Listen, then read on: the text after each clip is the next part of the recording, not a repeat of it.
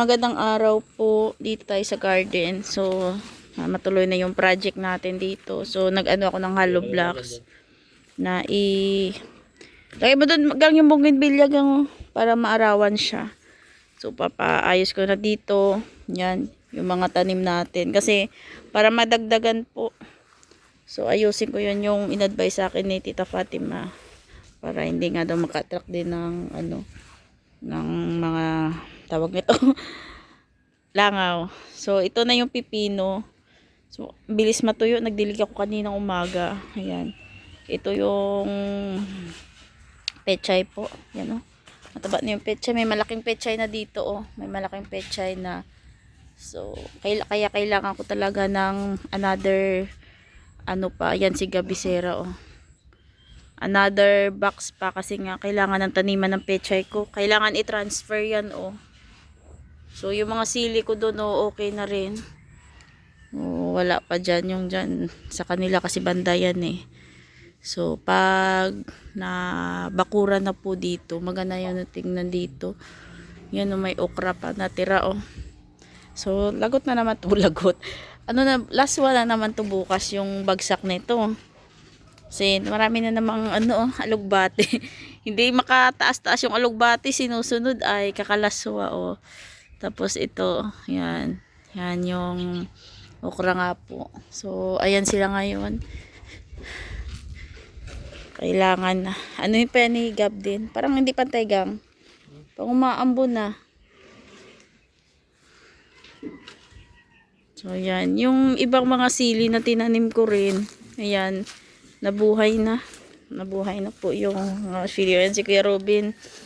Shout out Kuya Robin. Yan. Maambon na.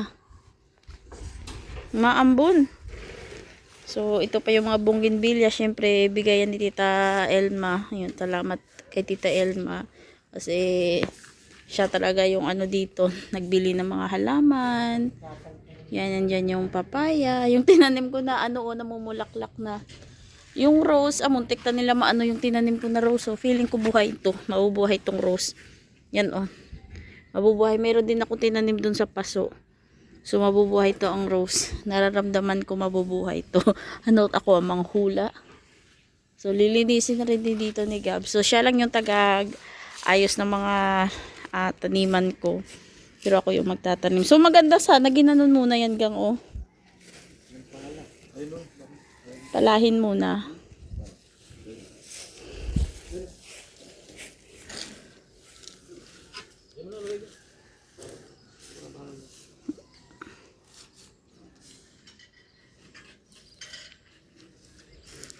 Magiging na talaga to. Tapos may kubo-kubo dito no.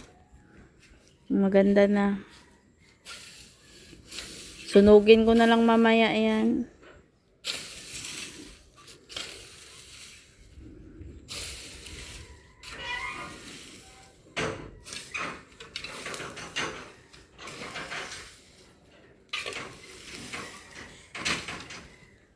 Pero pwede rin siya ilagay dun sa labas muna, no? Ilagay dun sa may maputik. Compost nga siya. Oo, pwede yan ilagay siya dyan din sa loob ng box. Kaso, palambutin muna yung lupa niyan, gang. Kasi baka magtanim din ako ng carrots. Hukayin muna yan bago patungan kasi para magtanim ako ng carrots malambot po yung lupa. Magtatanim, marami akong itatanim ay kasi ngayon nakakasave na kami ni Gab sa ulam-ulam namin pag hindi na kami bumibili ng ayan katulad ngayon ng sitaw, okra. Palagi kami naglalaswa, nagsasabaw po. Tapos minsan talbos ng kamote, yan po yung ulam namin. Nakakatipid talaga. Mas malaking tipid pag may tanim ka at saka sigurado pa. Papa Chen, mahulog ka dyan. Naku. Si Papa Chen, oh. So, ayun din pala, oh. Nagbigay si Tita Elma ng hollow blocks para kay Kuya Agol. Yung 300 na hollow block, 300 pieces. Yung may gate. Ano na? Tulak mo lang. May gate na nga. Doon sa kabila. Papasok pa. Huwag nyo lang muna tanggalin doon yung ano, yung kangkong doon na tumutubo. Kasi yung doon banda na kangkong. Hindi man po yung tatanggalin. Oo. Gagawin lang po. Si ano, sayang. Dito kasi na kangkong, iniihian ay. Ha? Ha? Mataba. Mataba siya pero may umihi dyan na dito sa labas eh. Okay doon sa loob. Kasi malinis. Yan si Rachel, asawa ni Guard. Po yung ano. Oo. Sa yung taga... Po tatanggalin. Nagano kayo? Nagdilig kayo? Maulan po. Inano lang po namin. Maulam. Na yung mais. Sana, ayan na, umaambon na nga oh. Ayan na gang, ayan na yung ulan gang. Pasok, pasok. Ayan na ulan gang. Pasok, pasok. Ang lakas ng ulan. So dahil maulan, magluto ayan, abot na abot. Andito po ako ngayon sa loob. So, andito. Magluto na lang ako ng pansit. So, ito na lang. Merienda sana ni Kuya Robin. Kasi gagawa sila ng bakod. Kaso umulan, lakas. Lakas ng ulan, oh. Yan, nandun si Guard nga sa kay Mr. J, oh. So, ano na lang. Magluto ako. Bigyan ko na lang doon si Kuya Robin. Diba? Abot na. Kaya tanong pa rin yung garden ko, oh. Diba? Lakas ng ulan. Sarado ko kasi papasok yung tubig, ulan. So tara po, luto tayo ng pansit. Yan.